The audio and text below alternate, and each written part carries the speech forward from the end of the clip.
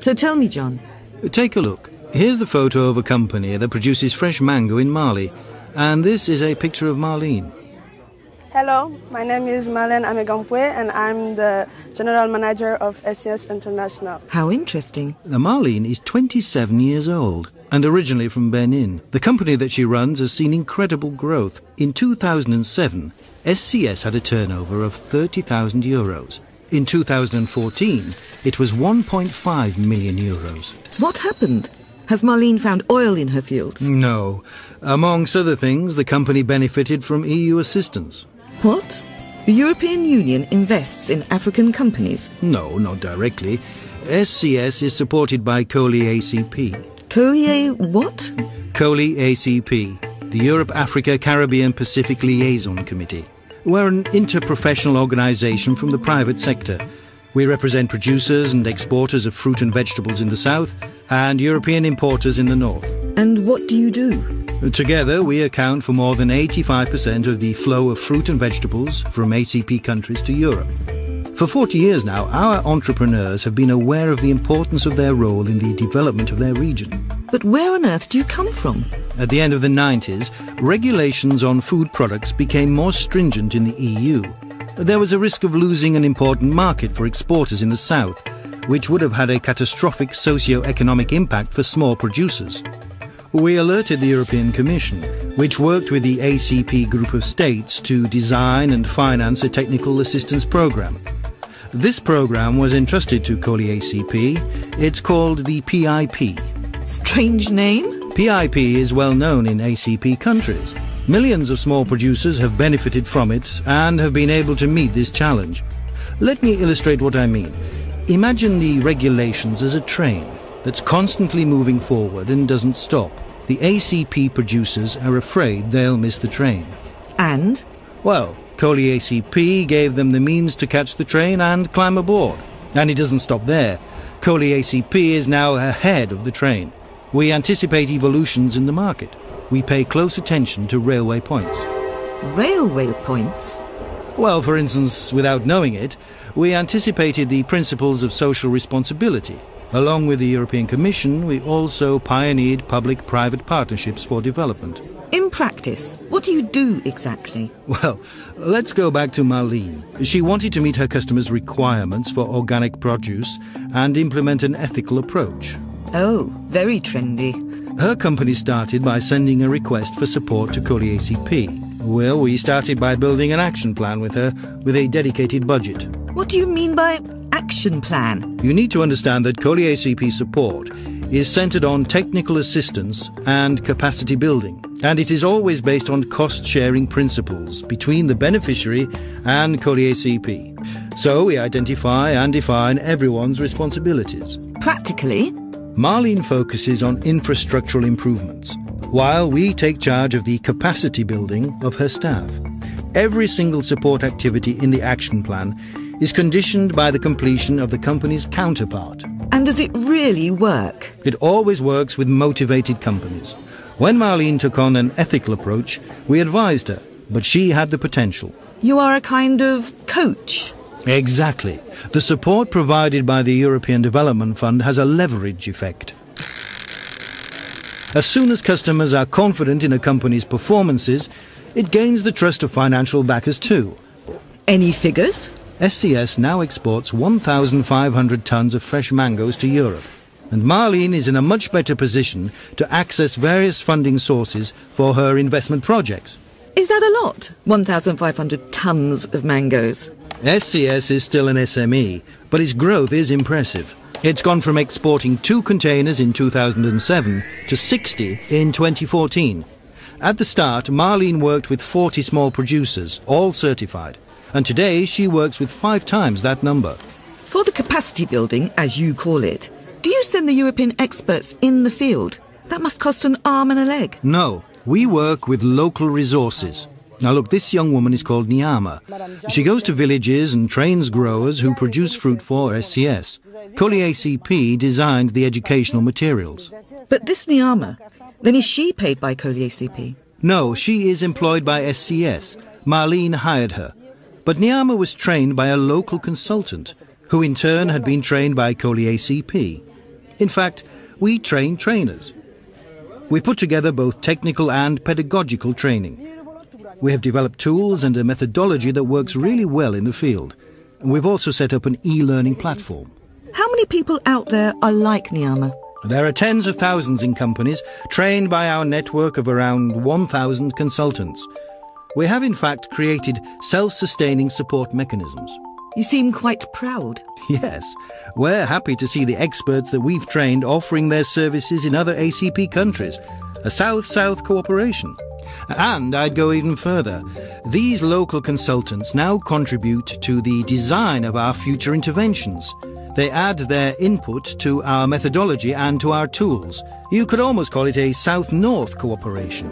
So actually, you're a training body. We train, but that is only part of what we do. We defend the interests of our beneficiaries at an institutional level. We keep them informed. We also have a research and development department. What do you develop? New varieties of fruit? No, we produce, for instance, very detailed technical manuals. They're really Bibles. Local agronomists use them in the field to improve, for instance, food safety for fruit and vegetables. We also provide support to put in place quality management systems so that companies can ultimately obtain certification. Organic, ethical, that kind of thing? Yes, and plenty more besides. To date, COLEACP has published more than 500 references, which we freely shared with partners such as the FAO and the ITC, and national bilateral cooperation agencies such as the AFD, the GIZ, SNV. But do you only work with the private sector? No. One of the programme's key success factors has been its holistic approach, considering the business environment as a whole. We build the capacity of laboratories, universities, professional associations, but also of the relevant competent authorities. Our EDES programme is aimed at the public sector. We adopt an integrated approach to have an impact on the entire value chain. What's your formula? Think globally, act locally. We start by defining priorities through listening to what is needed. Then we pool resources for greater efficiency. That's our global approach. But when it comes to acting locally, we follow some principles. 1. Never substitute local players. 2. Always evaluate the positive effects of an action for an individual beneficiary in order to then make it available to others. 3. Companies that we support must commit to making their activities sustainable on all fronts: economic, social and environmental. These topics and others are integrated in the Charter, to which companies need to give their commitment before participating in our Fit for Market programme. The programme has already secured €20 million, financed by the European Development Fund. Demand is high, and our financial resources have rapidly been squeezed.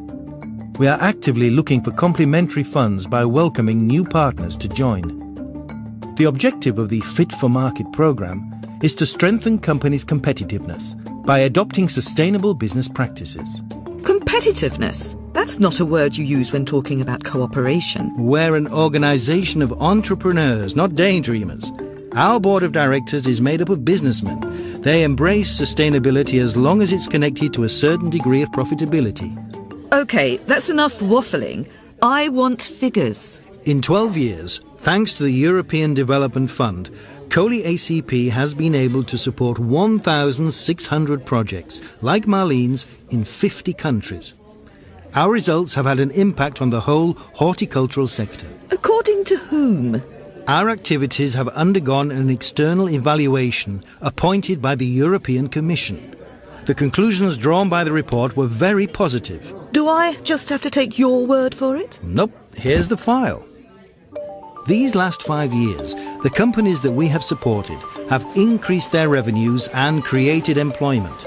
Women account for more than 50% of the workforce in the horticultural sector, and an ever-growing number of small producers are joining local, regional and international supply chains. And in simple terms, please? Well, let's go back to Marlene. Last year, her company distributed €300,000 to its small producers and harvesters. That provided an income to more than 1,000 people living in rural areas. But by maintaining small producers in the value chain at all costs, aren't you going to end up promoting poverty? It's precisely to avoid that we advocate for rapid economic improvement. which enables small producers to move from the informal to formal sector. Their children need to be given the incentive to develop the family business sustainably. It is fundamental that young farmers have the possibility to hope for a better life. Yes, but young people often prefer cities to the countryside. Unless jobs are created in rural areas that allow these young people to move with the times and to have more prospects. You know, African rural areas are already connected. Producers, for instance, use apps especially designed for their activities. Small Farmer 3.0. That's one way to put it. You talk about sustainability, but isn't it still a paradox to export fruit and vegetables from countries that have so much trouble feeding their own populations? The paradox is that exporting is beneficial for local production. Exporting is a factor of modernization, greater food safety, better yields, quality produce on local markets, all of which improves subsistence agriculture and contributes thereby to ensuring food security and reducing poverty for populations.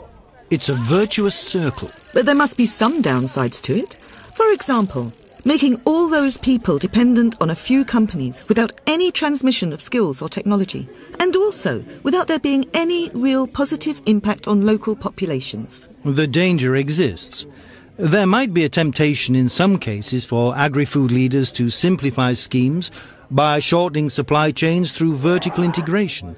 But COLEACP firmly believes in a complete, varied and inclusive economic fabric, where each player in the value chain has a role to play, a value added, from small producers to local SMEs, and all the way up to the multinationals.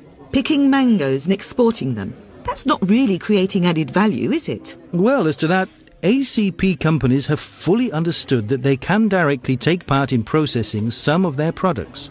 Juice, dried fruit, jam. Many of these businesses have already been supported through this process by COLEACP. You've got an answer for everything. That's really annoying. We're modestly trying to meet the demand. We're being called upon to operate in new countries in Africa, the Caribbean and the Pacific. We're also extending our field of intervention. Now, what does that mean? Well, we're adapting our methods to new sectors, such as coffee and cocoa. We want to make the most out of our tools and our network of consultants that have been proven to perform efficiently. You could say that your actions are starting to bear fruit? We have a vision, one of a world in which the rural populations in ACP countries have access to decent jobs. I'm talking about millions of men and women. One day it's small producers like those working with Marlene who will be feeding the planet. Another cup of coffee? I would love one.